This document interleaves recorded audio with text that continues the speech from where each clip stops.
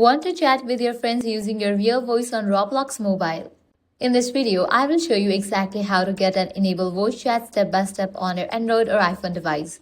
So first, update your Roblox app. For that, launch your App Store or Play Store. Then search for the app Roblox. After app appears, if you find the option of update, click on it and update the app. Then you can launch it. You'll be directed to the home page. Now what you need to do is click on the option More. Now head over to the option Settings. Now click on the option Privacy and Content Restrictions. Click on the option Communication. Now over here you're gonna find the option of voice chat. From here you can easily enable it. In case you didn't find the option over here, head back, come to this page, then click on the option Account Info. Once you're in this page, you will need to add a phone number to the account.